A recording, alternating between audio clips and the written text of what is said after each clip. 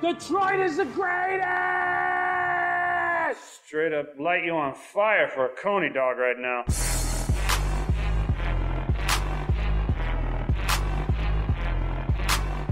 Darren McCarty comes back with Nealon in front of him. McCarty draws. McCarty in. McCarty scores! A magnificent goal!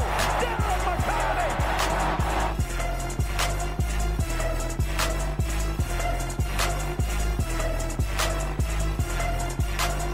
Stafford takes, throws, end zone, Calvin, touchdown, Detroit Lions! Motor City Sports Rant, DetroitSportsPodcast.com. I'm Vinny Stubbs. Sitting across from me is the king, Jason Jarvi. Sitting to the left of me on the boards on the ones and twos, John Sackaroon Macaroon. It took 24 years, but better late than never. It finally happened. The Detroit Lions.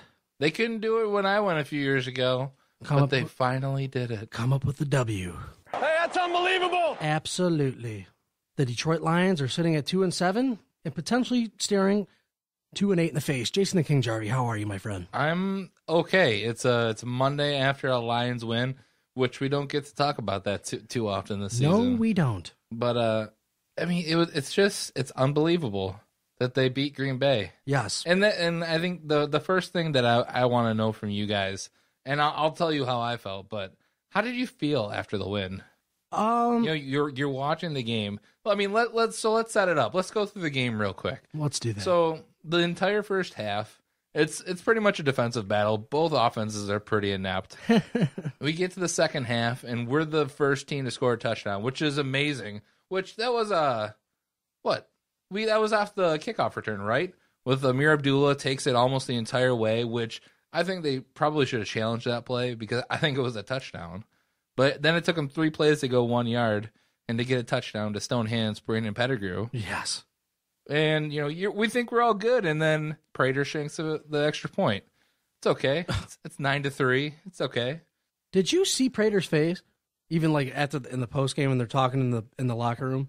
Like, I don't even was he paid to miss those 2 field goals? Unbelievable. I'm like, oh my God, the curse is over. Prater misses a 33-yard extra point. I mean, I know it's 33 yards, they moved it back, but 2 in 1 game, it's almost like he wanted to lose the game. I couldn't believe it. I'm talking to my girlfriend, I'm like, listen, they're going to find a way to lose this game. And she's like, what do you mean? And not even 10 seconds later, Aaron Rodgers throws a touchdown to that Perillo guy. I don't even know who the hell that guy is. Yeah, so before we get to Perillo, so after that, he misses the extra point. He proceeds to kick a 51-yard field goal to make it 12-9. It's 2 scores. I'm figuring that Lions are pretty set. They might actually have a chance. But right. I know the Lions, like you do. We all know. Like you do, John, that they're going to find a way to lose. So then, yeah, Aaron Rodgers, he becomes Aaron Rodgers. They drive down the field. With the help of the referees. Yes. And that, after Devontae Adams, when he got pissed off about not getting those pass interference calls, right. I turned to my brother and I said, he'll get a call. Yep, Packers are going to get some calls made up. And they got a call on the exact next drive, which I think that was the touchdown drive. So they score the touchdown, and it's 12-10. We're still good. We're still good. We get the ball. The Lions are kind of marching down the field. We get helped out by the huge run after the catch by Golden Tate, which he also fumbled. He botched because he goes out of bounds. Where's that been all year? Yeah. Where the hell's that been? That's what we had last year, and maybe that's the reason why we're 2-7 and not 7-2. Yeah. But we score, and we're like, dude, game over. That's 2 scores again. Yeah. All we got to do is kick an extra point. Prater can't miss 2 extra points, right? Right. Yeah. No. Right. He does. He does. It's the Lions. It is the Lions, and I'm just sitting there like, did the Lions win this game, or is Green Bay just completely falling apart right before our own eyes? Did Denver really open up the blueprint to beat this team? I thought it was going to be a bloodbath on the behalf of the Green Bay Packers. I mean, the Lions, they still looked very sloppy, especially on offense. The defense stepped up, but the offense looked extremely brutal at times. I mean, and I wrote this down. I'm not going to go through the whole damn thing. I told you guys before the show started. Lions, to open up the game, first they deferred, like it's Tecmo Super Bowl, and kicked the ball to Green Bay, which I don't really have a problem with that. They cannot move the ball offensively. They have no running game. Joik Bell, what was he, 15 for 17 yards. I mean, what He's the basically hell? just running to the back of the line, or if he tries to bounce it out. And I'm listening. He has no speed. I'm listening to the radio, and they're talking about he's the big bruiser, and that's why you're not seeing Amir Abdullah a lot. I'm like, the big bruiser. I'm like, this guy sucks. He's not. No, he's the big bruise. He's gaining That's like what he is. a half a yard per carry. I mean, granted, the offensive line is in shambles, but give me a break. They look absolutely brutal. So I wrote this down. I'm not going to give you the whole thing. The Lions open up 3 plays, -1 yard, punt. Lions, 3 plays, 2 yards, punt. 5 plays, 15 yards, punt. 3 plays, 8 yards, punt. 12 plays, 55 yards. They're getting something going, punt. 5 plays, 22 yards. They finally get a field goal. And then they follow up 3 plays, 3 yards, punt. 12 plays, 70 yards. Okay, they're going to score some points. No, Matt Stafford throws an interception. And that's what you get for the Detroit Lions offense. I don't know what the hell's going on.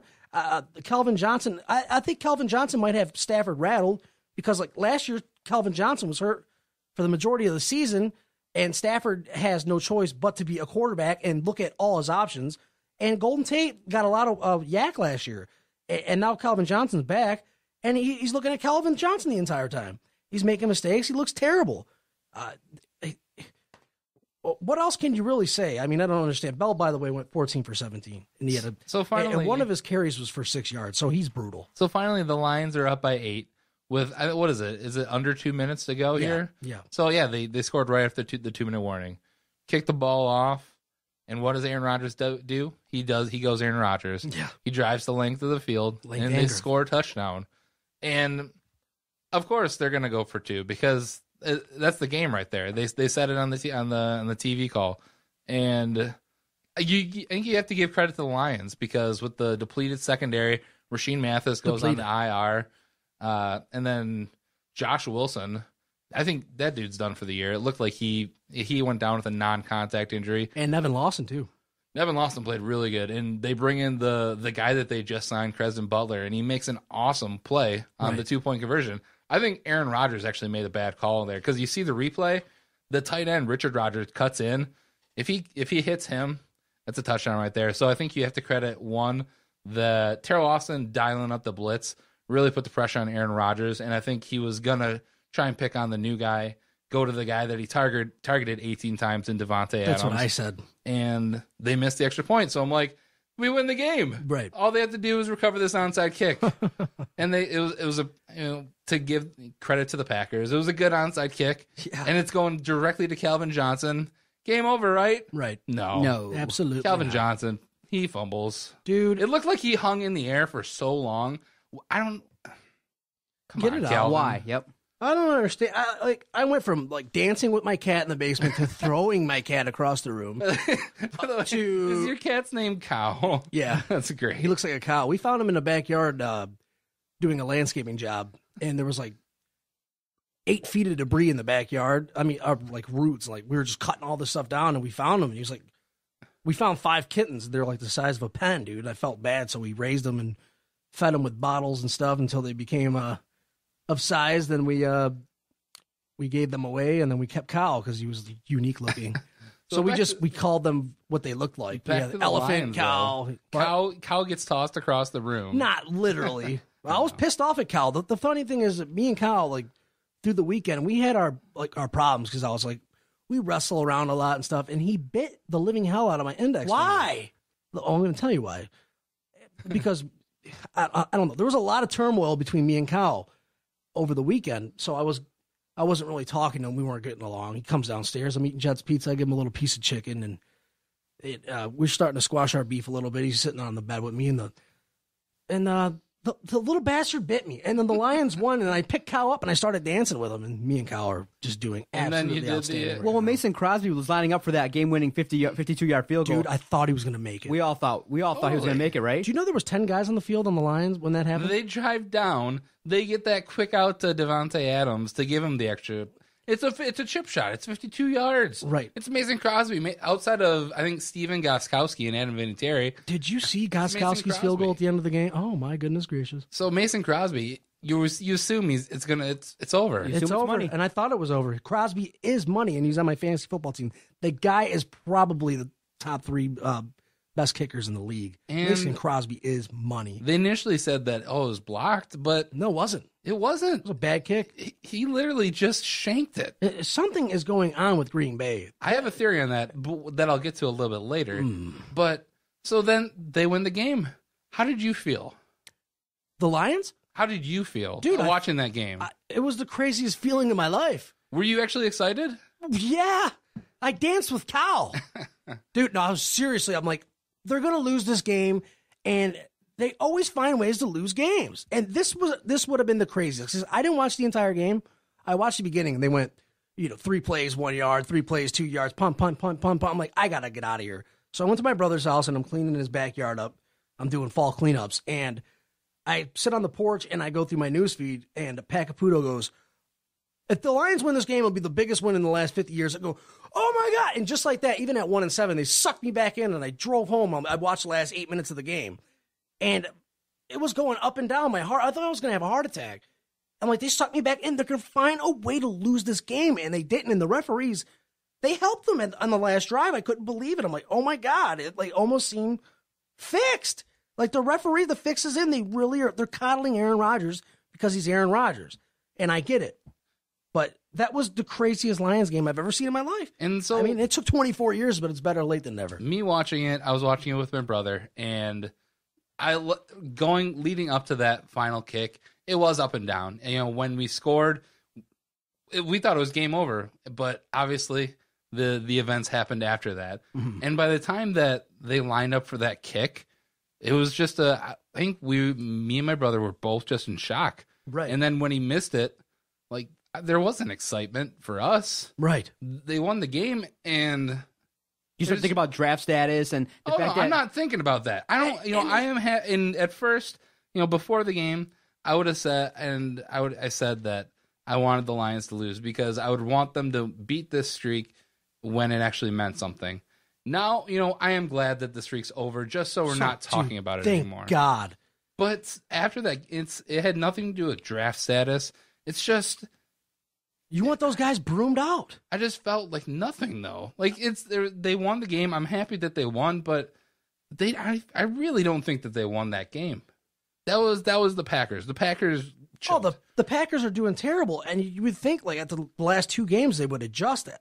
The Lions are out there playing man coverage, and they targeted Devontae Adams 18 times. Randall Cobb is what is he, a mirage? I think we saw this last year too, though, when they played the Lions. That our secondary was better last year because we also had a better defensive line Absolutely. And linebacking core. Everything. But they didn't adjust last year either. They could have torched us last year, but they didn't. They had Jordy Nelson at that time too. Yeah.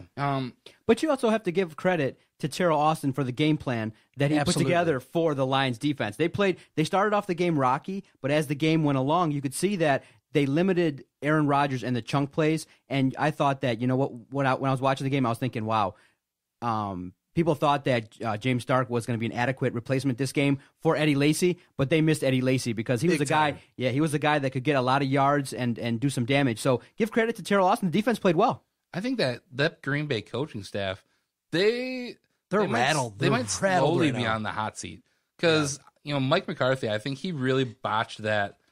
Going into the 2-minute warning, he should have started using his timeouts at that point. Mm-hmm. Which I mean, it didn't really matter in the end because they got the touchdown and they got the chance to get the 2-point conversion. But you saw they show Aaron Rodgers. He wanted the timeout, and I don't think you can put this all on Aaron Rodgers because I think he's probably outside of Tom Brady right now, he's probably the best quarterback in the NFL. Yeah. So, not adjusting to the Lions' defense, and you let Stafford be Stafford. Yeah. I don't think anybody on that coaching staff is on the hot How did you not tackle Golden Tate? I know Golden Tate has some escapability, but you can't let him do that to you. And I feel like I'm a Green Bay supporter right now. Yeah, and the week before, seeing B.J. Raji get in a fight with who's that? Clinton Dix that I thought the Lions were going to draft a couple of years ago. Like, their defense is imploding, and I don't think anybody on that coaching staff is on the hot seat whatsoever because I don't know, but they lost to the Lions for the first time in 24 years. I mean, that speaks volumes about where this defense is at and the offense. And I feel happy for Stafford, and it kind of stops there. I was happy for Kelvin Johnson until he dropped that onside kick. He needs to go. I don't know why they didn't trade him. No, Calvin Johnson. Oh, Calvin Johnson needs to go? Yeah, I don't know why they didn't trade him before the deadline. They could have saved a lot of money, and that's probably another one of the reasons that Mayhew and Lewan got fired. Am I superstitious? I mean, I guess somewhat, but at the end of the day, I think that's kind of childish. I did call them to lose, and I thought it was going to be a bloodbath on Facebook, but I did that a couple weeks ago when Minnesota came to Detroit. That's what I said. When I saw you post that the Lions are going to get blown out, I'm like, oh my gosh, thank you so much. Yeah, but I said the same thing about Minnesota a couple weeks ago. Minnesota blew their asses out. So am I superstitious? I guess somewhat. But then also there's a little bit more to that. So as we're watching the game, we didn't move spots, and I also did not. I wore an Ndamukong Suh jersey. Oh, shame I got it on you! Why? I didn't pay for it. Yeah, why? They beat the Eagles. I'm so furious. You know how much NFL jerseys cost nowadays? They're it's like too much. $100. I got this one for free. Oh, so and it fit good. So then I would use it as toilet paper because I wanted to just to rep the Lions going up against the Packers. And it was hot in the house because it was a family party. Everyone's in there. I didn't take it off because I didn't want to ruin the mojo. Yeah, I was listening. That's a good point. And I was listening to the radio earlier today, and they're saying that since Sheldon White got the Butler guy in there, and he blocked he got in the way of that catch from Devontae Adams with that 2-point conversion, that Sheldon White can somehow persuade the Fords that he's the guy for the job. The biggest direction I got from Mrs. Ford. Oh my God, I forgot about that. We didn't even hit on that. That's absolutely embarrassing. The biggest direction I got from Mrs. Ford. That is the Lions, 100%. That's my biggest fear. They won this game. They got that gorilla off their back, and Sheldon White, he can at the end of the season if they finish 6-10, and how many games are left? 7. So they win 4 out of their next 7 games. He could somehow try to salvage his job. I don't care that they beat Green Bay. I mean, I'm happy about it, but I don't want Sheldon White to go, look, I got this Butler guy in here. He made the game-winning breakup pass from Aaron Rodgers. I'm the guy for this job. Keep me. They won't broom out anybody from the front office, any of the scouting department, and they could potentially either keep Jim Caldwell or promote Terrell Austin as the head coach. And I think that is the biggest fear. And I think going into the last week, that was why you didn't want the Lions to win in Green Bay, because the answer is everybody has to go. Everybody. You can't have anybody from the Mayhew/Millen era. No, everybody has to go. And Sheldon White has been there from before. He's been here 18 years. What? Yeah. And Brian Sanders needs to go too. I'm sorry. So I mean, yeah, that's the fear. Yeah, he was supposed to be the draft guru. He came from Denver, and Denver drafts, I forget, it was like an astronomical amount of draft players that they drafted that were on the starting team the year prior to him getting fired. So I mean, could this win actually save Caldwell his job? As sick as it is, Jason, yeah, but no, no, fire his ass at the end of the season. I want him gone. I mean, I really think it's gonna come down to the rest of the season. It's if they can finish. So right now they are 2-7. Yes, and I wrote 7 more games. 7 more games. I wrote them down. This is what it is, and I want your input, and John too. The remaining schedule: Raiders and Detroit next week. Can they win? I say yes, they can win. Sure, and I think they will win because. Not because Oakland's bad, but because they have to travel all the way to Detroit. That's a huge difference. It's very deflating on any human being. Sure. You have to come to Detroit. I think the Lions will win that game. So 3-7. But I think the Raiders are actually going to contend. And they're going to get definitely. I like the Raiders. They're going to be in the playoffs. Amari Cooper. Derek Carr, they got a big physical offensive line. They got an outstanding running game. Crabtree's coming into his own. And Amari Cooper, I mean... Is Crabtree a Hall of Fame wide receiver? Listen, I made a mistake, and it happens. And then Thanksgiving, Philadelphia on Thursday. Can they win that game? Possible. Yeah, but they won't. So I mean, it's possible. So let's go with the possibility. That's what I'm trying. That's what I'm doing. 4-7 right now. Okay, so 4-7. You say 4-7. I say 3-8. Oh, I don't think they'll beat Philadelphia. Philadelphia still has something to play for. So does Oakland, but the time travel. That's the factor. Okay. They'll probably lose to Oakland too. Who knows? And then Green Bay, they come to Detroit the following Sunday after Philadelphia on Thanksgiving. Can they win that?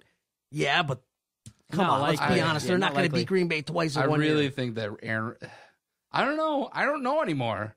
After that game, if it's in, I'm going to have to wait and see what happens because if they just keep free falling, it'll be one thing. But if they come back to form, they kind of beat up on some people. They have something to play for now too, because they're a game behind Minnesota, who is leading the NFC North. So it'll be interesting going into Packers. I don't think that they win that game. Right. So I mean, I'd say that they're 4-8 at this point. You'd probably say they lose to who? To the Packers. Absolutely. So, they can't beat them twice in 1 year. I mean, they can. I mean, the year before they beat them at Ford Field. So at this point, they'd be 3-9 for you. I said they beat the Raiders and lose the next two. That's 3-9. Then they go to the Rams. Loss. St. Louis is on fire right now. Yeah. I mean, actually, they're not, because they just got blown out by Chicago. They're favored by 9. At St. Louis. At St. Louis. And then at Saints, that's a loss. So 4-9. They have a bad defense. But the Lions' Saints? Offense isn't that good. Yeah, they have a... But our offense is inconsistent. The Saints just got torched by Kirk Cousins. They did, but a couple weeks prior, they put up some big numbers. So it really depends. They also gave up a lot of numbers. And the Saints just got rid of their defensive coordinator, Rex Ryan, today. So they might, by then, get that defense in order. And you basically, in that game, if the Lions' offense can show up, you have a chance. But you can't put that on Monday night. You can put that on your... So I think that's a loss. So you're 4-10 at this point for me. I think they're probably 3-11 for you, Vinny. So who's the next game? I got them finishing 6-10. What are the last 3 games then? At Saints, 49ers. That's an easy win. And then at Bears. So you think that they win those last 3 games? No, this is what I got. I got them beating the Raiders, losing to Philly, losing to Green Bay, losing to the Rams and the Saints, beating the Niners and beating the Bears. Okay. Wait a minute, is that 5-11? I think so, yeah. So you see where my mind's at. 5-11, 6-10. There's not that big of a difference. That's a terrible record for a team that just went 11-5.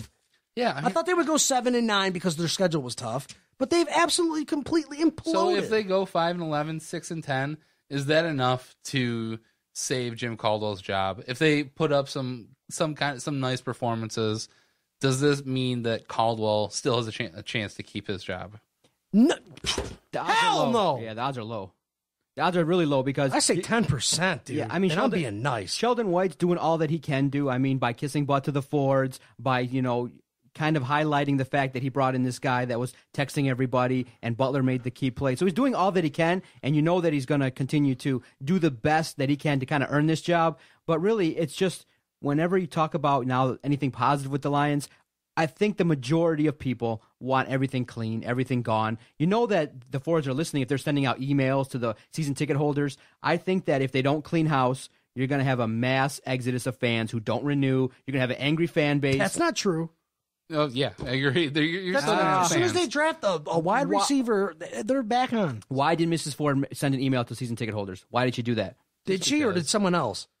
Whoever you did. answer that. Well, anyway, so Jim Caldwell, his job is pretty much gone. I think so. Do you think Sheldon White still has a shot to become the permanent GM? Yes, I do, and it's disgusting. 10%. But I know that the Lions do, based on history, they are loyal to guys, but they blew out Mayhew and LeWand. I do think that they're going to clean house. He's not the best. If they do a national search, if that's the key word, national search, and they come back with Sheldon White, something's wrong. He's not the best candidate. If they beat Oakland, Philadelphia, and Green Bay 3 games, they win 4 games in a row, that guy's job's safe, dude. He's not the best candidate. He can't be. How do you feel about Terrell Austin? Because I would say I like Terrell Austin. I don't think he's done enough. I don't think he should stay here. I don't think he should stay here at all. I like him, but hell no, I don't think he should stay here. Not at all. He'll test the waters, but I think he might still have a good chance of being the defensive coordinator. He'll be a defensive coordinator somewhere else, and he'll have a good career. But it's not here. They need a clean house. I don't think there's any way that even after this Packers win, everybody still needs to go. So how important is the number 1 draft pick to you guys? I mean, because of this win, we went down. They're not going to get the number 1 draft pick. They'll finish 6-10. It's not that important to me because the draft is always it's a crapshoot. We drafted Matt Stafford as the number 1 overall quarterback. And Mayhew did that. But if you got the number 1 pick, then you can dangle that to an executive and say, listen, you're going to have an opportunity to rebuild the Lions. You're going to have the number 1 pick. You can do what you got to do. It's important. They're not getting the number 1 overall pick. But that's because why we're talking about should the Lions really push to win these games when organizationally it's actually better for them to lose. Yes, they should push to win these games because they are going to broom everybody out.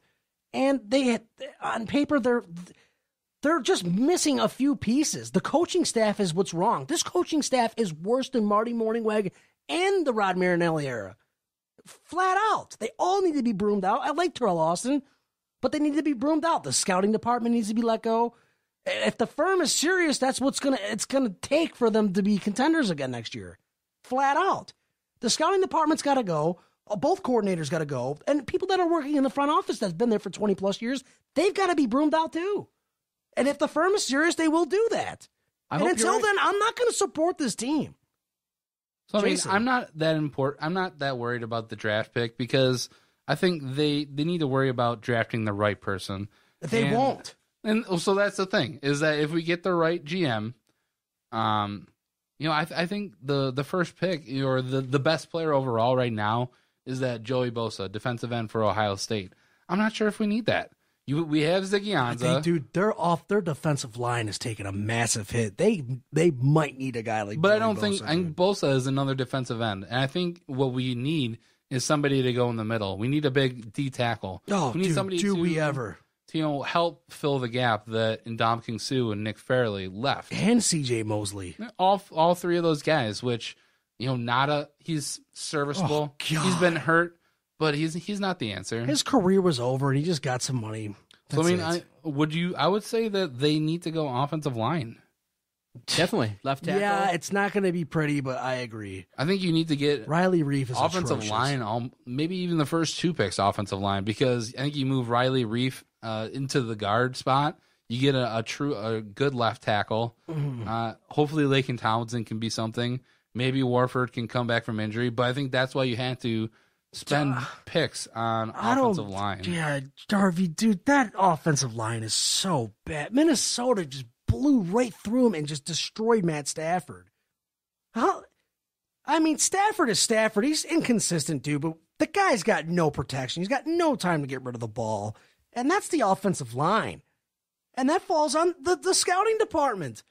They don't know how to draft talent. And the guys that they hit on, they don't hire the right guys to turn these college athletes and turn them into professional athletes. And that's a problem. And the firm you have to go out there, you have to get a GM with experience, with a winning track record, a head coach, an experienced head coach, not an offensive coordinator, not an offensive line coach, an experienced winning head coach with an offensive coordinator with experience, with a defensive coordinator with experience, all with winning track records. And throw the book at them. Give them whatever the hell they want. Would you be interested? So you say you want a guy with proven head coach track record. Do they need to be NFL proven? Yes, unless it's Jim Harbaugh. What about I don't know? Are there any college candidates out there that could come and realistically give us a shot? Who's the guy from Notre Dame? Oh yeah, Brian Kelly. Yeah, I think that'd be interesting. Yeah, but I don't. Jason, we got to put the crack pipes down. I know. And also about Jim Harbaugh, they actually asked him in the press conference about if the Colts job was open. Which it's going to be. And he shut it down. He shut it down immediately. He's going to be in Michigan the rest of his life. I think he's going to be there at least a couple years. And I wouldn't be surprised if he at least finishes out his first contract or until he gets a national championship, which I'm not saying they're going to win a national championship, but unfortunately they're probably going to be in the picture in the next, 3 to 5 years. Now, sorry, what is the thoughts about John Harbaugh? I know he's under contract for a while. You have to give up something to get him, right? Or I just said professional NFL head coaches with winning track records. And that's John Harbaugh. That's John Harbaugh. You said John Harbaugh. I thought I was, for some weird reason, I was on my phone. John Harbaugh. I thought you were talking about Jim Harbaugh's son. His brother. So I would take him in a heartbeat, and I think Baltimore's going to fire him. Yes, absolutely. Without a doubt, the guy went to a Super Bowl and won against his brother, which was the worst Super Bowl I've ever seen in my life. What about a guy like Lovie Smith? No. He's probably going to lose his job. No, he's not, guys. And he's not that good. And if he does lose his job, they're buying into their system. He's got a rookie quarterback. Just pass on him. That Tampa 2 is beyond terrible. What do you mean? They're 4-5. They have a better record than the Lions. Yeah, but with a rookie quarterback? Listen, he's got a track record, but right now, I don't want to go with Lovie Smith. I don't want to go with Lovie Smith either. John Harbaugh. God, would I take him in a heartbeat. We could probably get Ken Wisenhunt. No. He just got broomed. Now, I think one guy Absolutely who not. he's been a offensive coordinator for a little while, and I know John mentioned him a couple shows ago, is Josh McDaniels, offense coordinator for the Patriots. Okay. No. So then, first off, then, Vinny, offensive coach or defensive coach? What is more in line with what you're thinking? Offense. Look how bad your offensive line is. They weren't that bad when Scott Linehan was here. I mean, granted, they still couldn't run the ball, and they're predictable. But I don't even know what the hell I want to say. I think that's why you have to actually take a look at Josh McDaniels, because he's an offensive-minded coach. Dude, everybody that falls off that Belichick branch is trash. Rex Ryan. And he went to Denver, and he proved it. Rex Ryan, he went to What has he done? He Besides went those to- 2 AFC championships back-to-back years, they went 9-7. He has And the if they were in Bills. any other division The that year, Bills they are probably okay wouldn't even right have made the now. playoffs. The Bills are. I think the Bills might actually be in line. No. to be- Every time that the Bills are relevant, they still finish 8-8. They will finish 8-8 this year. Trust me. I don't know. I think Rex Ryan and he's not bad. I don't dislike Rex Ryan at all. He talks too much garbage. A. B. He doesn't produce what he says. He talks Lately. all the shit in the world and doesn't produce. What have you done for me lately? He's Yeah. just a cheerleader. And right now he's struggling Which a I little think bit. he's funny as hell, but dude, win some games. No, I wouldn't touch him with the 10-foot pole or Macaroon's penis or yours. I'm not.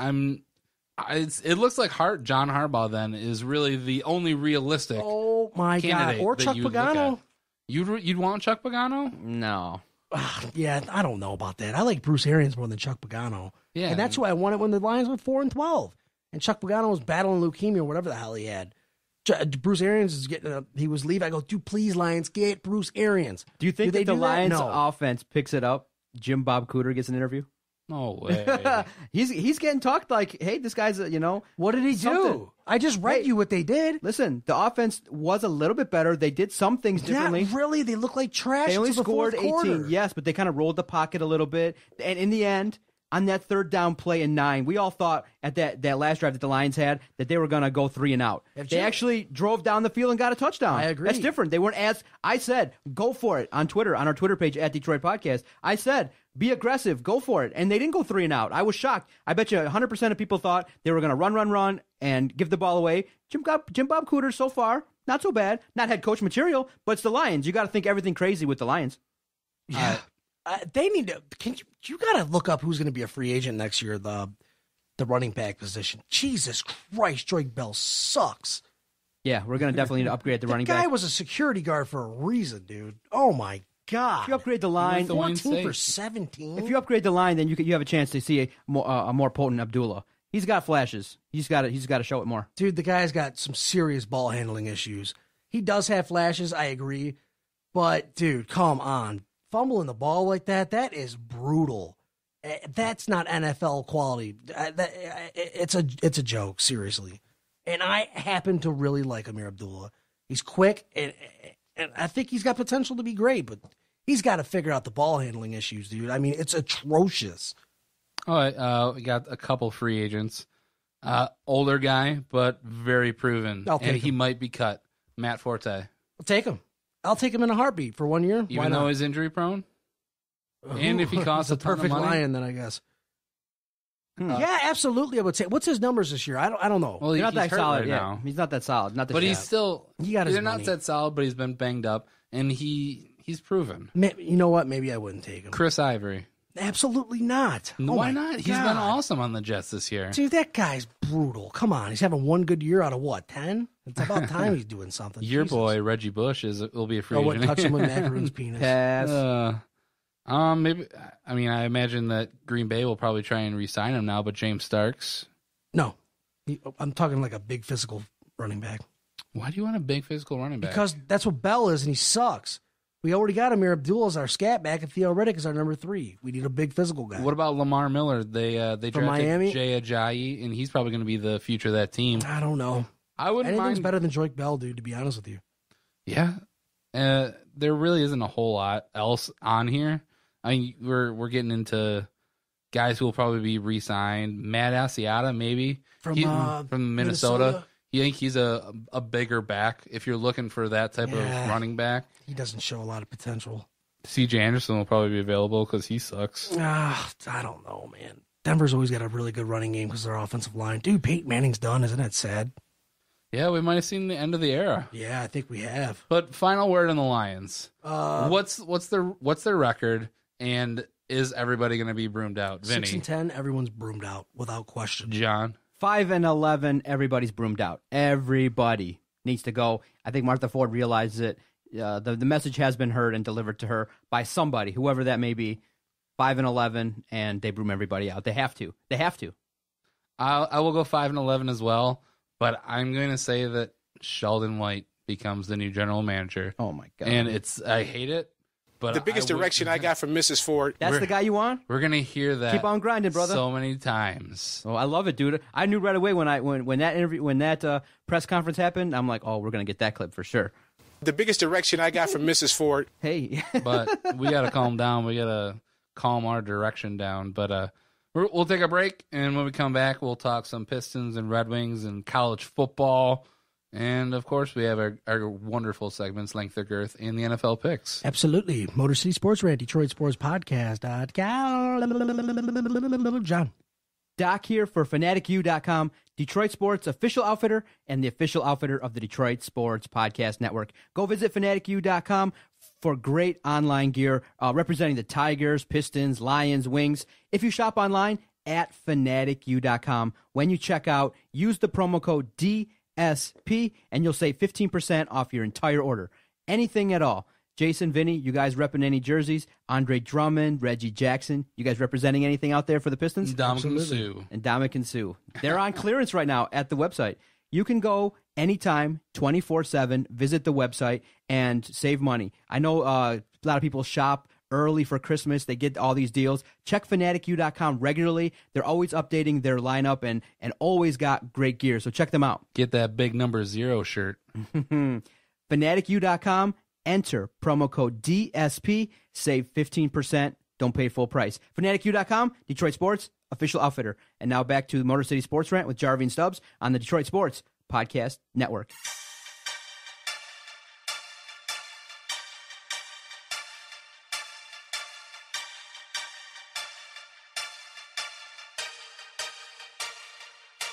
Motor City Sports Rant, DetroitSportsPodcast.com. Jason the King Jarvi, the Detroit Pistons. The Detroit Pistons. When we talked last, they were looking pretty. They were sitting good, and then they were going out on that 6-game West Coast trip, which it kind of screwed them. Oh, man. They went out to that trip 5-1. They had a great start to the year, and now, it's disappointing. It's just disappointing at this point in time. They come back 5-5, 500. We all thought that a reasonable trip would be 500. Yeah. You blew a 17-point lead versus the Clippers. Then you play a terrible game versus the Lakers. And Stan Van Gundy is not mincing words. The Lakers are lost, and we lost to them. They look tired, and that's what I love about Stan Van Gundy. He came out right away and he said, listen, Reggie Jackson's decisions are terrible. They're horrible. And I agree. I said it on our podcast. Reggie Jackson is right now bogging down the offense because he doesn't know when to shoot, when to pass. And right now, that his inefficiency is really hurting the offense. It's really bad to watch. Yep. Pistons are 5-5, and they just lost to a 1-8 Lakers team. They're 9th in the Eastern Conference right now. 4 straight losses. I told you guys to pump the brakes. They have a lack of depth. 6-game road swing is really tough. To a team that's young, especially like the Detroit Pistons. They were outscored 31-19 last night in the fourth quarter. I don't want to be a plagiarist. I read an article online from Detroit Bad Boys. He was a beat writer, Jason Brunkowski, I think that's how you say his last name. Only 10 games into the season, and the Pistons are shooting worse from the free throw line than they have in franchise history, dude. Is that on Stan Van Gundy? Not really, but that's basic fundamentals of the NBA. Kobe had a near triple-double last night against the Pistons. Reggie Jackson, like you said, he's looking brutal. So is the Piston team that you're seeing now the 5-5 team? They're a 500 team. I said they're going to go 39-43 at the end of the year. We both were saying that they are a 500 team, but I think in the Eastern Conference, that's good enough to get you into the playoffs. Yeah, and that's 7th seed. And it really showed going up against the Western Conference just how good they are. Right. We lost to Sacramento, the Clippers, and the Lakers. That is embarrassing. They gave up 101 points, damn it, to Sacramento and the Lakers. I mean, they made DeMarcus Cousins look like Michael Jordan, dude. I couldn't believe it. And they're playing Cleveland on Tuesday, so you could chalk that up as a loss. So 3 weeks into the season, and they're already a game under 500, and they started the season off 4-0. Oh, they're 5-5, but They're 5. They're 5-5. Are you going to lose? you chalking this up? You think they're going to beat the Cavaliers tomorrow? You never know. Eastern Conference champions. Hey, whatever. They would have won the championship could last happen. year if Kyrie Irving and Kevin Love weren't. No, in love with LeBron each James other. is going to lose every IR. single NBA Finals that he goes to now. Yeah. He's cursed. But I think it really comes down to three players that you can point the finger to. I mean, Andre Drummond is playing out of his mind. He's probably going to be an all-star starter come the all-star time. But it comes down, I think, to Reggie Jackson, KCP, and Stanley Johnson. Reggie Jackson, as you said, he's not making decisions. He's not passing the ball. He's putting up points, but I think that's where it hurts KCP. Because if Reggie Jackson can get the ball to Caldwell Pope, he'd be putting up points. And I think that's what we said at the beginning, before the season started, is that we needed to see Caldwell Pope become the shooter that we hope that he could be. I mean, we saw flashes last year, and I know Vinny, you're big on the whole road and home for KCP. Right. KCP's stepping his game up big time this year.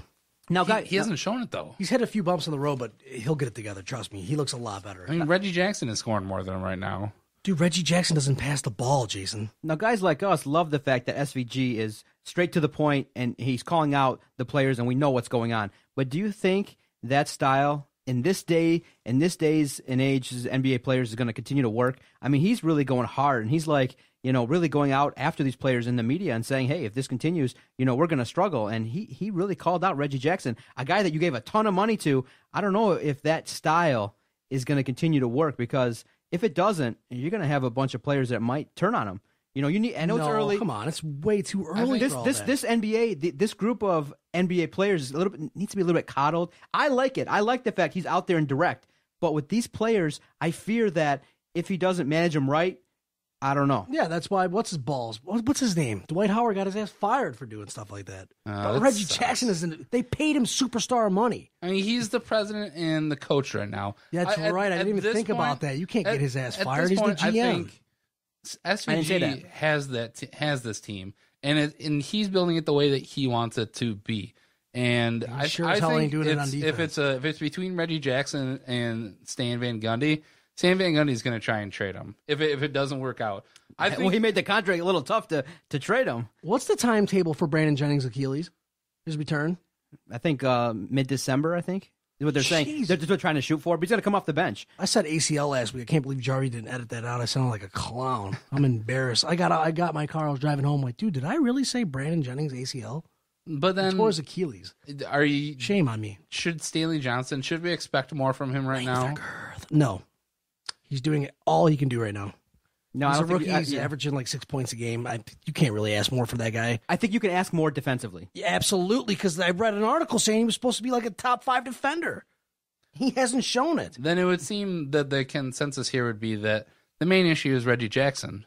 That he's not spreading the ball around, especially on the road. And then the turnovers got to come down, and you have to definitely make better decisions. And I think that Andre Drummond can do a little bit more on the offensive end. He's averaging a double, and versus the Lakers was I think 17-17. Or it was a solid night for him. So then it could be really interesting when Brandon Jennings comes back, because if Brandon Jennings comes back and he's actually passing the ball around, he'll be the sixth man, Jason. There's nothing you can do about it. They paid Reggie Jackson. What if he comes in though and he's spreading the ball around? KCP is more productive. Andre Drummond is still doing what he does best. We're scoring more. I wouldn't be surprised if at some point this season Brandon Jennings gets this team back and he's the leader, because I think when he went down, he was the hands-down leader of this team. Jason, I think you're being a little bit hopeful. I am being hopeful, but I'm just saying. But now, what happens is that's what you want to hope for, is that Brandon Jennings does get the team back and is very effective, because he's the guy. He's the odd man out. He's the guy that's going to be used as a trade bait to get out of here. Who? Brandon Jennings. Oh, You've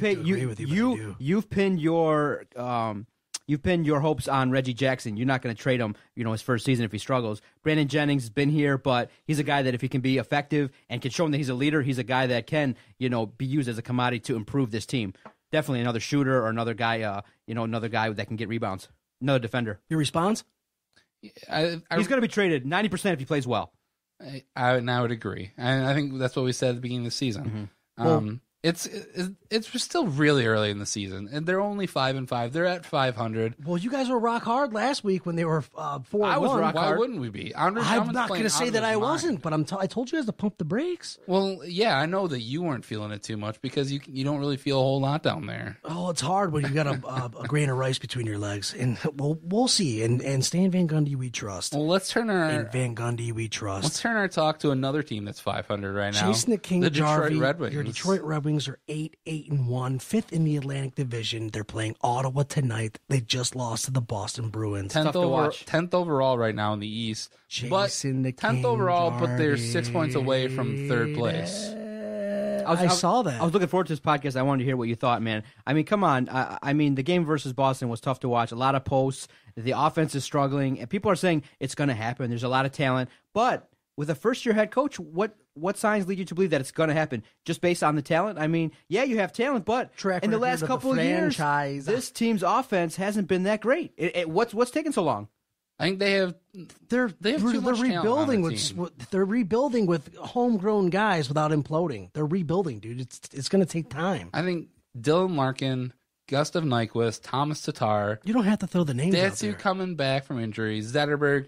I think Brad Richards, whenever he gets healthy and if he can stay healthy. Yeah, and Pavel Datsyuk's playing side by side with your boy Dylan Larkin, so we'll see how that turns out. We have too much talent on our team right now. And I think when Datsyuk is back up to full speed, I think you're going to be seeing some ridiculous goals. Now, I don't know about that, Jason. What I'm seeing, not from him. I think he's the magic man. Right. He's going to get it to Dylan Larkin. He's going to be the provider. What I'm seeing is Blashill is willing to mix up the lines, but I think he's switching them up a little bit too fast. Let 3 or 4 games happen and let these guys gel as a unit. I mean, he's going like 2-3 games mixing up the lines. I thought that lines kind of need to develop slowly and see what happens, but he's mixing and matching, I think, way too much, in my opinion. I think the biggest disconnect that they have right now, though, outside of just having poor puck luck and not getting it in the net, is their defense. Dude, so bad. They're not making it any easier for Howard or Mrazek. They've had a ton of injuries. Right. Mike Green has been banged up. Quincy's going to be out for a couple weeks. We can't catch a break. Yeah, and then but Jake Butt. Guys that you would expect to be a little bit more productive aren't. Nyquist, Helm, Abdelkader. These guys got to step up. They're now part of this team. They're guys that we're looking to contribute more, and they need to step it up. And I don't know if Jeff Blashill, I know that last year in Grand Rapids, it was the same kind of situation. It was a little bit slow to pick up, but in the end, once the system got in place and everything was rolling, he did a good job. You're hoping that's going to carry over in the NHL. You can't, though, go much longer going like this. They need to make some changes. They need to get their ass in gear and let's go. Right. Yeah. The shots on goal ratio is absolutely brutal. They got to step it up. I think they're close to last in shots. It's absolutely devastating. It's hard to watch. I'm not a hockey guy anyway, and I'm trying to get into it for the podcast. I mean, it's tough to watch. The shots on goal ratio is absolutely atrocious. They got to step it up. I'm curious, though, why is it tough to watch for you? It's fun to watch on TV. It's great to be there. Why are you not big on hockey? What do you mean? You said because listen, they're fun to watch. They're a younger team, so they're more scrappy. They're homegrown. They're not throwing the book at the guys with son of a bitch shoot me in the balls with an open check. So I'm into them for that. And they went over to the Eastern Conference. That's cool. I think they're getting younger and more scrappy without absolutely imploding. I said they're a 500 team. Pavel Datsyuk, he's back and he's playing next to Dylan Larkin. We'll see how that turns out. The shots on goal is a huge issue. The defense really needs to step it up. They're not making it any easier for Peter Mrazek or Jimmy Howard. And for your question earlier, Jason, I think Mrazek should be the starter. He's 5-4, and Jimmy Howard's 3-4-1, 3-5. And that's what I was going to bring up next. Is that between Mrazek and Howard, you got to make a decision now. I think it's Mrazek because last week they played the Washington Capitals, and Alex Ovechkin shot 15 goals on him, and he stopped all 15 of them. That on principle, he should be the starter. But they gave Jimmy Howard all that damn money, so you're going to see Jimmy Howard. And sorry. That's what we were saying, is that it was likely going to be more of a 50-50 to begin the season because he's a new head coach. He's got to see what he's got. And, he had Mrazek in Grand Rapids, so he knew what he had. I think he wanted to see what Howard could do. And both of them they've been playing okay. They really are pretty close to each other in stat-wise. I like Mrazek. Mrazek has a better record. Their goals against, I think they're right next to each other in overall in the NHL at 2.18 and 2.21. But I think you look at that, the save percentage, that's where it really kind of differs. He's got a full, percent higher than Jimmy Howard. I think you're probably going to see sometime in December, Peter Mrazek is going to be the starting goalie. He's going to get the majority of the starts. I disagree. And Jimmy Howard is going to be, he's probably going to come in every fifth game. I don't know. I think they're going to split it the rest of the season. John, I know that you are a big, you're a big supporter of big Peter Mrazek. Mrazek. You love Peter. I love Peter. Love Jake Butt too. I think Mrazek has the factor. I've said it on many podcasts. Howard has played decent. And I know that in the last couple of years, he's done a lot to kind of improve his game. He's just not as good as Mrazek. And but in the end, if you don't play good defense, if you don't get the team goals and you don't score, anybody back there is going to struggle. I mean, you're losing games 3-1 every night. Got to step it up. They got to step it up. And both goalies have played pretty well. You can't really point to them as being an issue. They've been keeping the Red Wings in the games, and they're doing they make great saves. They've done pretty well. But Howard made Howard has let up some goals he's probably going to want to regret. Sucks. No, he doesn't suck. He's okay. He's let up goals he's going to want back, but he sucks. He's a serviceable backup. He's a guy that listen, in sports you got to have a solid roster. If Mrazek were to go down, I'd be okay with Howard as a backup. But night in, night out, I want to see Mrazek night in, night out. Let's see what he's got. Let's go. Next on the list is Ottawa. They're 8-5-4, so they're 8-9. Same record as the Lions. God, smack me in the testicles. What do you expect to see? Who do you think who comes up with the W, dude? I always think that the Wings are gonna. They have a shot. They have enough talent, and I expect if the talent plays like it can, they're gonna win. God, they cannot go to 8-9-1. Come on, get it together. And again, it's still early in the season. It's just like the Pistons. It is. They got over 60 games probably left. Yeah. So we'll see. I think before we get into length or girth in the picks, I think we got to talk a little bit about college football. U of M squeaked by Indiana, and they go to 8-2. Michigan State, without really trying, beat Maryland. They moved to 9-1. Michigan State moved back into the top 10 at number 9. Right. Michigan is at 14 right now, and both teams have 2 games left. All right, before you guys blow Cook's sack off his limbs, I would like to say I watched the Michigan game. Sudfeld looks really good, dude. Yeah. He torched Michigan. But I really think Indiana should have won that game. I tried to get into college football for you guys this year, and as soon as I'm like, oh, damn, this is a good game, I remembered one of the reasons why I hate college football. They start off the overtime with the team starting the possession at the 25-yard line. I like the college football. Oh, my God, I love that that's overtime. disgusting. Shame on both What of you. don't you like about that? They start at the 25-yard line. Should kick the ball off like they do in the NFL. Right, but that's the thing is each team starts the ball at the 25. They start off the 25-yard line on the opposing team's 25-yard line. It makes it quick. You can have a game that goes. It doesn't make it quick because it went to 2 overtimes. Did it go to 3? No, it went to 2 overtimes. No, smack me in my balls. But I would actually prefer that in the NFL. I'd love to see that. I think in the NFL, you could probably move that back to like the 40-yard line. Oh, don't you give Roger Goodell any ridiculous ideas. Oh, don't worry. He'll go with it. He's not going to listen to me, but he would rather see teams tie, on multiple weeks than actually have a overtime system Roger Goodell is that proves that gives a winner. He is sickening. I hate that guy. But each team has 2 games left. Michigan State is playing at Ohio State. And also, they finish out at home against Penn State. Michigan is playing at Penn State, and then they have Ohio State at home to finish out the season. Right. All right, I got, my opinion is that Michigan State's going to lose to Ohio State, beat Penn State. I don't think they have enough in the secondary. Ohio State knows what they're going to do. They have the game plan all set. JT Barrett's going to have a nice game, and Ohio State's going to cause damage, and they're going to exploit Michigan State's secondary and their weaknesses. This for the picks, guys? No, I can tell you now. The picks may differ because of the point spreads. Yeah. So then, speaking of and then Michigan's gonna play well versus Penn State. It's gonna be a nice tight game. I think they're gonna come away with the victory. They've been playing well. Rudolph's evolved. They're gonna get smoked at home by Ohio State. It's gonna be probably like 37-14, 17 in that area. Who's gonna get smoked at home by Michigan? Ohio State. I think Ohio State's gonna ride the momentum of the win versus Michigan State. Come into Michigan, they're gonna blow them out, dude. I really don't. Okay, if they don't, but I still think they're gonna win. I think it's gonna be closer than you think. So if Ohio State lost to Michigan, they beat Michigan State, and Michigan beat Ohio State, do they win the Big Ten? Or do they win the Big Ten East or whatever it is? If they can get to that title game, I don't know how they can handle Iowa. Iowa's a strong team. They're playing okay. A lot of people don't respect them nationally. I don't respect Iowa. What are they ranked? 6th? They're ranked 6th right now. Yes. It'd be great to see if they beat Ohio State. They would have some momentum and they go in that title game, and it'd be fun to watch. It'd be fun to see. So that would be the scenario, though, right? Yeah, I think so. I mean, I think there's a scenario where all teams could finish with 2 losses in the Big Ten.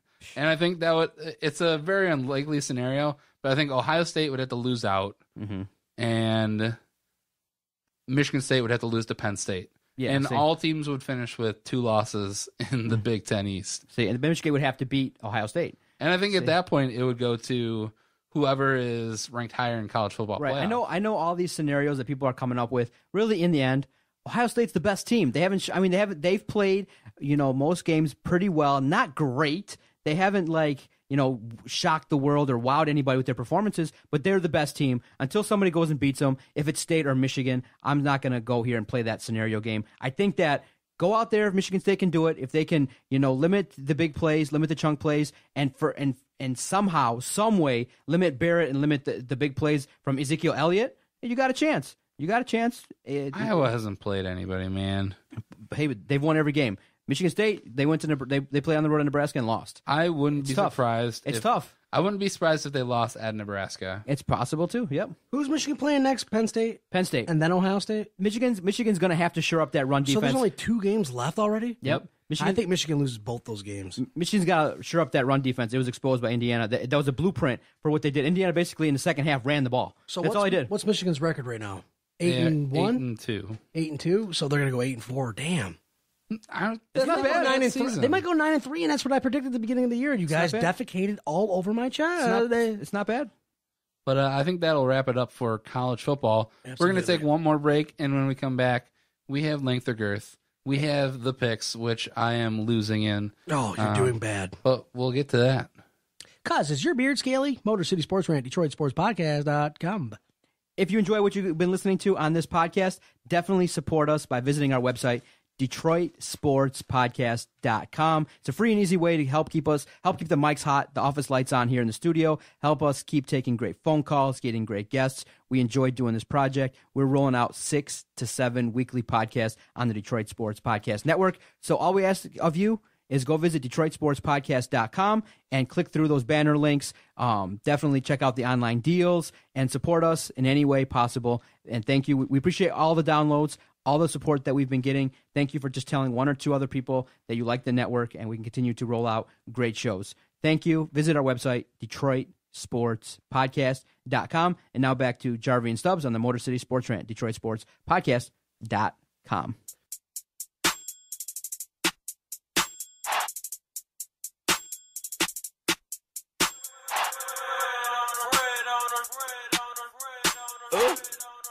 Motor City Sports Rant, DetroitSportsPodcast.com. Ladies and gentlemen, it is that time for Length or Girth. Question number 1. Jason the King Jarvi. The Pistons started off the season at 4-0, and they've lost the last 4. Whether it be Reggie Jackson ball hogging to Andre Drummond's ridiculous hairstyle. Oh, my goodness gracious. Jason the King Jarvi, the Pistons losing streak, length or girth? I think it might actually go length because, like you said, going up against Cleveland, I think anything can happen. But Cleveland's going to have a very good regular season. But I still predict them to lose. John? Length. I think their upcoming schedule is tough. I don't like the way they're playing. So until I see a turnaround in the offense, better decision-making by Jackson, then it's going to be quite a bit of time before they can play winning basketball. I'm going to go girth. First of all, I think they lose to Cleveland, but then they go to Minnesota, and I think they'll get their W there. If not, they'll do it in Washington. Question number 2 on length or girth. Jim Bob Cooter took over, but he's just a feckless individual. Their offense looks abysmal. Question number 2, Jason the King Jarvi. The Lions going 3-0. Length or girth? Jim Bob Cooter. It's going to be girth. Ooh. Saccharin? Oh, the offense. Ugh. Give us a good answer. I'm going to go the right answer. I'm going to go length. Oh, you did it. I don't like the offense that much this year, and they struggle. They're not consistent. Absolutely. I'm going to go length, too. I think you guys beat Oakland, but I think that's pretty much it besides until you play the 49ers. I'm going to go length. You guys look terrible. You can't run the ball. If you can't run the ball, you can't pass the ball. And, dude, length. Question number 3 on length or girth. Jason the King Jarvi. The Lions did everything in their power to lose that game yesterday, and they just couldn't do it, even though they were battling the refs and Joe Buck.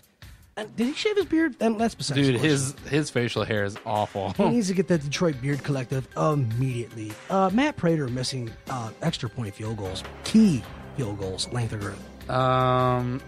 That's a tough one because that's his one job is to kick. Does he look like that guy from Grandma's Boy, by the way? A little bit like Nick Swartzen. Absolutely. I know what you're talking about. Yeah. He looks just like him with a beard. I guess I'm going to go length. Or actually, no. I'm going to go girth because I think he'll probably figure it out. I agree with Jason. Girth, a couple of bad games. Remember, it was outdoors. He kicks indoors. The wind was, pushing the ball all He over the didn't place. kick indoors when he played for Denver, but he was an know. alcoholic. There you go. So I go Girth. He's going to fix it. I'm going to go a little bit of length and a little bit of girthy. I think he's going to miss some field goals, but the guy, come on, you got to make some extra points there, Chief. You're going to be playing indoors a lot the rest of the season, so I don't know.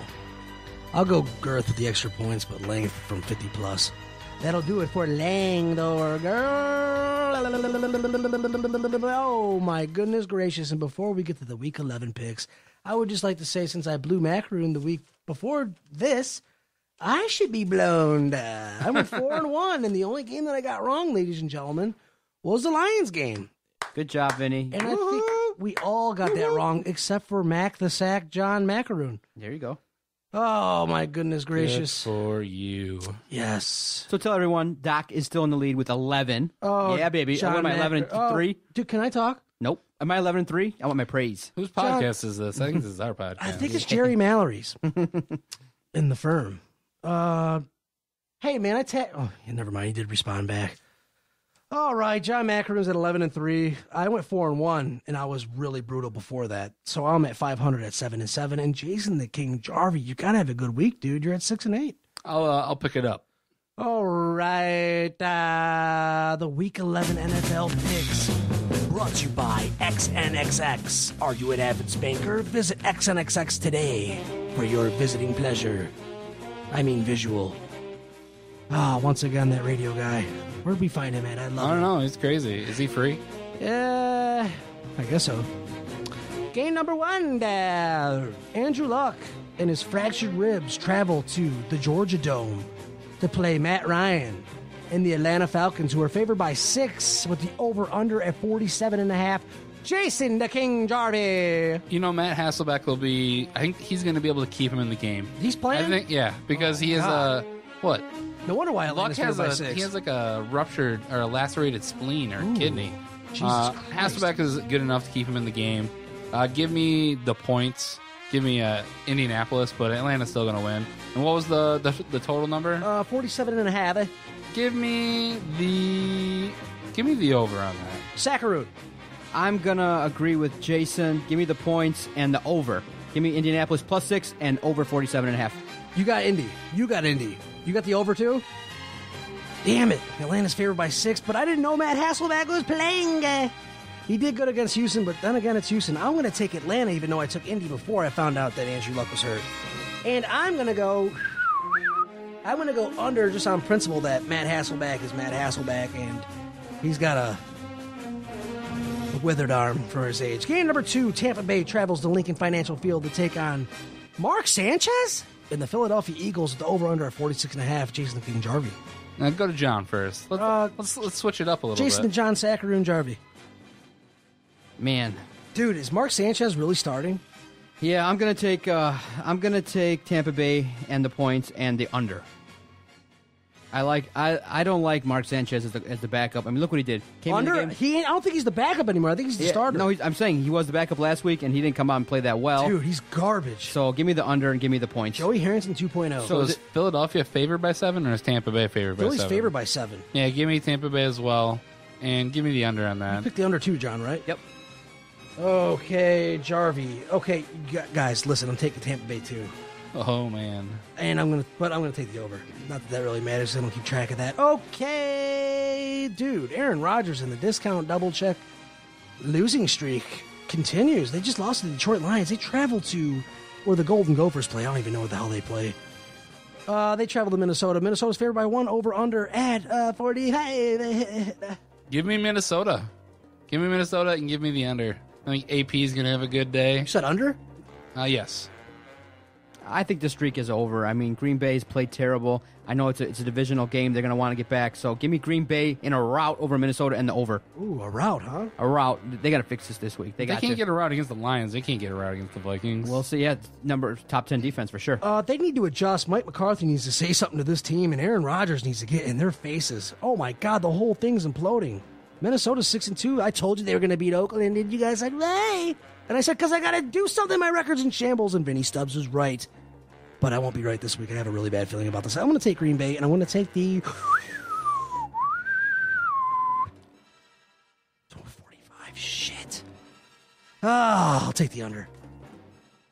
Game number 3. St. Louis blew my skull away. I thought they were going to beat Chicago. They were favored by 9, and I thought that was way too high. And Jay Cutler must have did a couple insulin shots before the game because he just dominated. St. Louis travels to Baltimore to take on Joe Flacco and the ridiculousness that is behind his arm. He has no wide receivers. Baltimore's favored by 1 with the over-under at 42. Jason King, Jarvi. I think the Rams are going to bounce back this game. I think Todd Gurley's too good, and they're on the road. It's a tough one. Flacco's not bad, and I really do. I like Kamar Aiken as a wide receiver, but I think the Rams are going to win this game. I think their defense is too good. All right, over or under? It is at 42. Give me the over. Okay. Zacharoon. Give me Baltimore. They're the home team, and St. Louis is struggling. I'm going to take that and the over. It's at 42. 42. Give me the over. I'm going to take Baltimore in the over. All right, game of the week. Dude, Derek Carr travels all the way to Detroit from Oakland, where they just lost to Minnesota, to take on Matt Stafford and Jim Bob Cooter's Cooter. Oakland's favored by 1.5 at the over-under at 47.5. Jason the King Jarvi. Give me the Lions. Why? I don't know. Because I hate myself. You got to be right once in a while. give me the under. Yeah, give me the over and the Lions. I think they're going to play well. They're going to ride some momentum. I think they'll get some turnovers on defense this week. Derek Carr is a gunslinger. He's going to try to get Amari Cooper a lot of points. Who's going to pick it off? Wait, you said you want Detroit? I want Detroit. You want Detroit? Yeah. You want the over or the under? I want the under. You want the over or the under? Nevin Lawson is going to find his way to cheat and hold, and he's going to shut down everybody. So give me Detroit. Cresden Butler, maybe? Cresden Butler, the guy that texts everybody. Give me a job. Give me a job. Dude, over or under? Over. God, you're so a lot of points. Just want to take your clothes off and eat your testicles. Oh, dude, Oakland's playing for something. But they just lost to Minnesota. They got to travel all the way to Detroit. Every time I take a Detroit Lions team to win, they lose. Or every time I pick them to lose, they win. Pick them to lose, then. Pick them to lose. Do it for the Lions. I can't do it. 47.5. I'm going to take the under, but I'm going to take... Damn it. I want to take Oakland just because I want my record to improve. Thank you. So I'm taking Oakland and the under. That's it for the NFL Week 11 Pigs. I think you have the college picks, though. Oh, absolutely, I do. Defecate on my chest and call me German. Jake Butt and Jake Rudock, by the way, length or girth last week. He threw for over 150 yards, and we said girth, and he would prove us wrong by going length. And Jake Butt's butt is incredible, and every time they say Jake Butt on TV, I have no choice but to look at Jake Butt's butt. Oh, now that that's out of the way, Jim Harbaugh's Michigan Wolverines are favored by 4.5 as they travel to Jerry Sanduskyville to play the Nittany Lions with the over-under at 42. Jason the King Jarvi. Give me Michigan and give me the over. Zacharoon. Give me Michigan again. I like the fact that Jake Rudock has evolved. Chesson is unbelievable. Darbo makes plays. Butt makes plays. Darbo tore Jake Rudock is going to continue the hot streak. Give me Michigan in the over. The over. Well, I said that Michigan would lose their next 2 games, but I just did drugs when I said that. Give me Penn State to cover. Give me Michigan to win. 42. Dude, come on, over. That's a no-brainer. But I like Michigan to win, but I think they win by 2 points. All right, gentlemen, I know you guys want to eat Connor Cook's testicles off his legs, but I'm not going to let you because it's the Week 11 picks, and it's the Week 12 picks in college. MSU travels to the Toilet Bowl to take on the alcoholic JT Barrett and the Ohio State Buckeyes. Ohio State's favored by 13. Dude, that's got to change. Over, under at 52.5, Jason. Give me Michigan State to at least cover. And I think they got a shot to win, but I think that spread is too high for that. And give me the 52.5. Give me the over. Michigan State and Ohio State have played some fun games the last couple years. I like it to be around the area of 30 to 20, Ohio State. So give me Michigan State plus 13 and the over. Way over. I'm doing this for you guys. I said it at the beginning of the season, I said it in the middle of the season, and I'm going to say it now. Ohio State is not as good as what they look. Yeah, preach on, Vinny. I'm not kidding you. And I know your defense has struggled a bit and you lost to Nebraska. I'm taking the Michigan State Spartans to win this game. Hey, I'm not kidding you. They're going to win. And when they do, I want to be praised for it. And I'm going to take the over. I think then that will do it for the picks. Absolutely. Good stuff, fellas. Brought your A games this week. Very good. Very good stuff. Cut off that music. Cut it off. You're too demanding right now, Doc. You are being quite of a transgender right now. I'm used to fade outs, Jason. You're used to fade outs. Fade outs. When Jarvi ain't here, dude, it's atrocious. Act like I know. All I know is from basic editing. So no, I'm just busting your balls. You do a phenomenal job. I'm proud of you. Yes, sir. But that'll do it for this episode of the Motor City Sports Rant. Absolutely. I am Jason Jarvi. I'm Vinny Stubbs, and that's John Macaroon, Motor City Sports Rant, Detroit Sports Podcast. Again.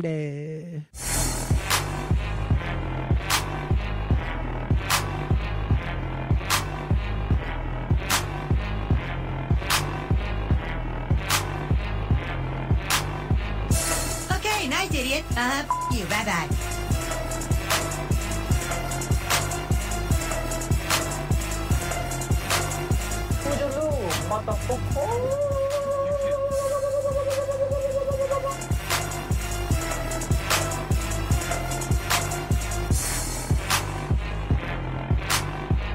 Good day, sir. I said good day.